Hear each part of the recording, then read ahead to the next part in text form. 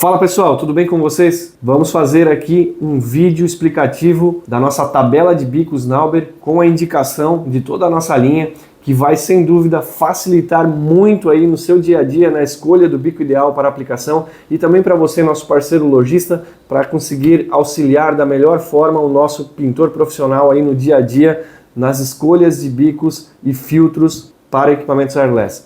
Vem conosco que vamos mostrar aí no detalhe em nossa planilha com algumas exemplificações e também outras indicações. Lembrando que essa tabela é uma tabela indicativa que traz por base as indicações padrão mais genéricas. Cada aplicação mais específica muitas vezes exige um conhecimento mais técnico sobre o produto e que também seja consultado o fabricante do material. Então, explicando a tabela de bicos Nauber, uma das grandes facilidades que vocês já irão encontrar no mercado é a nova forma de leitura de bicos da Nauber, né? Onde o número padrão aí que o mercado conhece como 517, 515, ele passa a ser uma leitura secundária e a leitura primária que vai facilitar o dia a dia de vocês já está representada no próprio bico, com a informação de leque e vazão gravado no próprio bico em específico. Voltando para a tabela, nossa primeira coluna se refere à indicação de aplicações. A segunda coluna, a partir da segunda coluna mestre aqui, nós temos a indicação do leque. Então aqui estão representados todos os bicos com a abertura do leque. A terceira coluna mestre trata de vazão, onde todos os bicos são representados aqui pela vazão em litros por minuto. E ainda apenas como informação de complemento técnico, temos aqui o diâmetro do furo em polegadas. Essa informação acaba sendo pouco utilizada, mas está aqui presente para que em alguns materiais que possuem ficha técnica mais específica, onde trata da granulometria de material, da carga mineral que está dentro da composição do produto, possa passar com maior facilidade dentro do orifício do próprio bico. Então essa representação do diâmetro do furo, temos essa informação em polegadas e também em milímetros. Algumas fichas técnicas e materiais fabricados no exterior trazem a informação em polegadas e a maioria dos produtos nacionais trazem essa informação em milímetros. E aqui também nós adicionamos uma coluna de grande importância aí na facilidade de leitura, da interpretação de bicos, que é o grau de absorção de superfície versus espessura de camada. Então aqui, de acordo com a família do bico, que a gente vai explicar um pouquinho mais detalhado, dentro da família indicativa de bico para determinadas aplicações, temos a representação de bicos que dentro dessa família irão entregar uma espessura de camada mais fina e bicos que dentro dessa mesma família irão entregar uma espessura de camada mais grossa. E por último temos a coluna com a indicação de filtros. Então dentro de cada família de bicos temos a indicação dos filtros adequados. Então quando a gente fala de família de bicos, a gente trata desse conjunto aqui. Por exemplo, a primeira família de bicos, ela tem como aplicações indicadas para o uso em stem, laca, esmalte sintético e PU. Né? Lembrando que aqui no PU nós temos um pequeno asterisco, que que remetem, na verdade, à necessidade de conhecimento técnico sobre o produto e que muitas vezes seja consultado o fabricante desse produto para entender a viscosidade, para entender a carga mineral, se estará de acordo para trabalhar com esse diâmetro do furo desse bico em específico. Então essa aqui é a primeira família de produtos, né? Então se nós pegarmos, por exemplo, um bico 110 aqui, que é um bico FFLP, ele já está representado aqui com um leque de 5 centímetros e com a vazão específica aqui do próprio bico de 0,41 litros por minuto. Né? Essa leitura e interpretação de bico tradicional, ela é feita de forma muito fácil com relação à parte da abertura de leque, né? Onde basicamente o que eu preciso fazer é pegar o primeiro número do bico e multiplicar por 5, que vai me resultar em um leque de 5 centímetros, nesse caso do 110, considerando uma distância na superfície de 30 centímetros.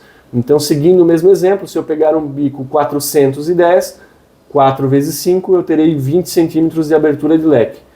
E a questão da vazão, não é possível calcular através da numeração padrão do bico e por isso nós temos uma coluna específica indicativa aqui que facilita essa leitura.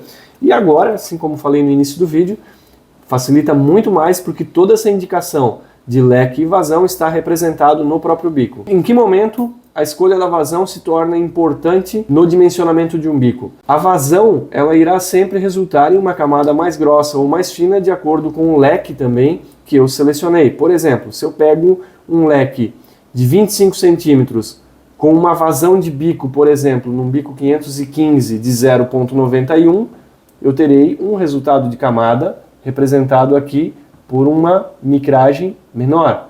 Se eu pego o mesmo bico de 25 centímetros aqui dentro da mesma família no 521, né, o furo 0,21 vai me proporcionar uma vazão de 1,78 litros por minuto e vai resultar também numa espessura de camada na superfície maior.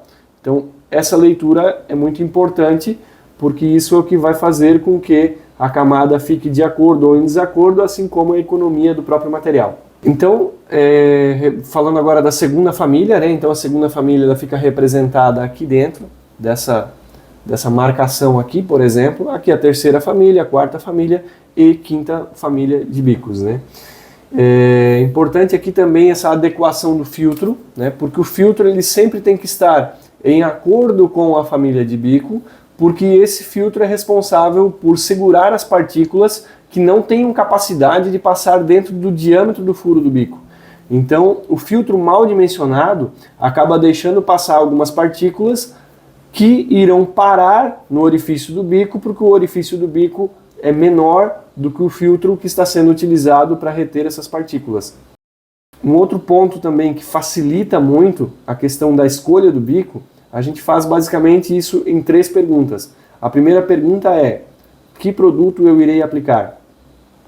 Quando eu tenho essa resposta de que produto que eu irei aplicar, por exemplo, uma tinta acrílica, eu já consigo enxergar dentro de qual família de bicos que eu irei escolher o bico mais indicado para essa aplicação. Então, feita essa pergunta de qual produto eu irei aplicar, eu já localizo a família.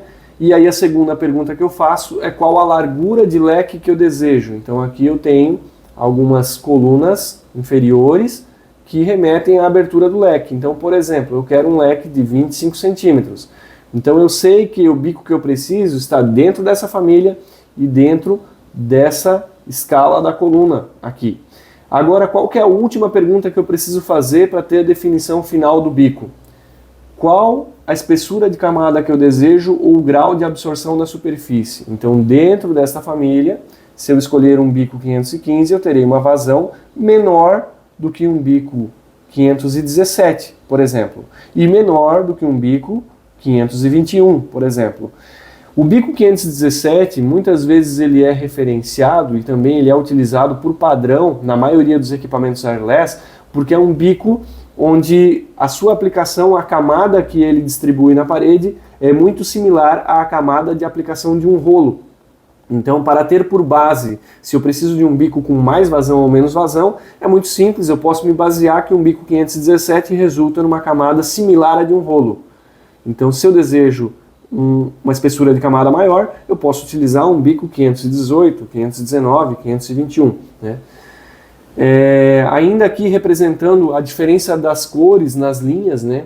Todos os bicos Nauber com final ímpar são bicos convencionais, ou seja, são bicos light green, ou também disponíveis na versão UHD, que são os bicos industriais, e todas as linhas com a coloração verde mais escura são os bicos FFLP, que também sempre terminam com a numeração par.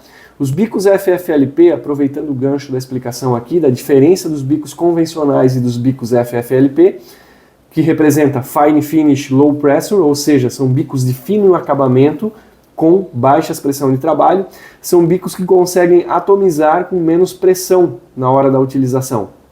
Então, um bico convencional, onde, por exemplo, numa tinta acrílica eu precise 1800, 1900 PSI, com um bico FFLP, talvez eu consiga obter um bom acabamento de leque com uma pressão de 1000 PSI, 900 PSI, e aí existe uma variação muito grande, né? Não tem como a gente dimensionar uma tabela indicativa de pressão por produto, porque cada produto de fabricante distinto possui diferentes características técnicas, alguns mais viscosos, outros menos viscosos, alguns com mais carga, outros com menos carga, então é necessário que haja esse entendimento também na hora do dimensionamento dos bicos e também do ajuste da pressão, que é outro ponto muito importante, né? Pois a gente sempre recomenda que a pressão, a escolha da pressão do equipamento seja sempre feita de baixo para cima, ou seja, qual que é a pressão ideal para mim trabalhar com uma tinta acrílica no equipamento wireless? A pressão ideal é a menor pressão possível que me resulte um bom leque e um bom acabamento, né? Então, por exemplo, como é que eu ajusto uma máquina para trabalhar com tinta acrílica no equipamento wireless? Eu inicio aí com 900 PSI, faço o teste na parede. Se ficarem marcas de aplicação, que são riscos na aplicação, eu preciso subir a pressão e faço um novo teste. 1100 PSI, continuo arriscando. 1200, continuo arriscando. 1400, melhorou, mas não está perfeito. 1500, está perfeito. Essa é a pressão ideal, né? Com isso você evita muito overspray, evita névoa no ambiente, né? Porque a névoa no equipamento wireless, ela é diferente da névoa gerada numa pintura convencional. A névoa no equipamento wireless geralmente é causada por excesso de pressão.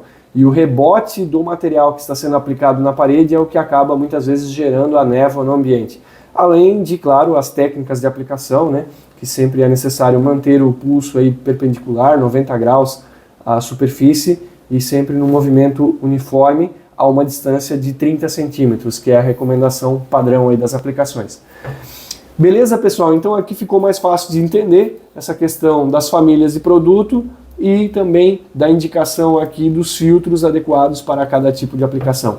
Temos também outros vídeos aí no nosso canal da Nauber no YouTube, que fala também dessa escolha de bico, que fala dos dimensionamentos, fala também dos equipamentos, e desde já aí vocês estão convidados a assistirem e conhecerem aí mais informações. Tá joia? Obrigado a todos, grande abraço. Se você gostou desse conteúdo, curta o vídeo, se inscreva em nosso canal e ative o sininho para não perder nenhuma novidade. Não se esqueça de compartilhar este vídeo.